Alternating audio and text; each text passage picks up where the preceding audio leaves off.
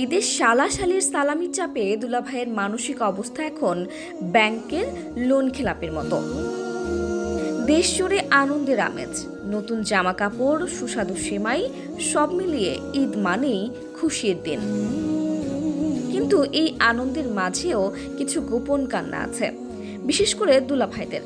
কারণ শালাশালির সালামির দাবি যেন এক অলিখিত আইন।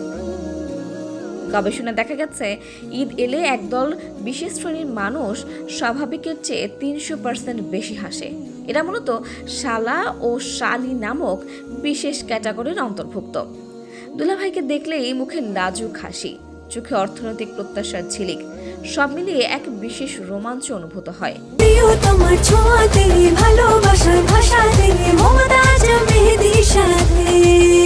মমতাজ মেহেদী, প্রিয়জন প্রিয়তমার মেহেদী।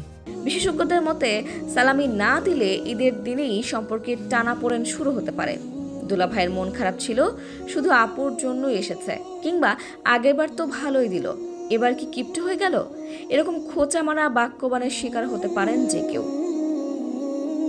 একজন ভুক্তভোগী দুলাভাই বলেন, সারা বছর পরিশ্রম করে ঈদে একটু আরাম করব, কিন্তু শালাশালির সালামির চাপে মানসিক অবস্থা এখন ব্যাংকের লোন খেলাপের মতো।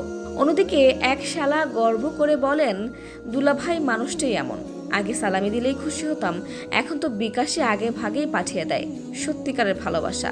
অর্থনীতিবিদদের মতে, আগে থেকেই ঈদ সালামি বাজেট তৈরি করা দরকার।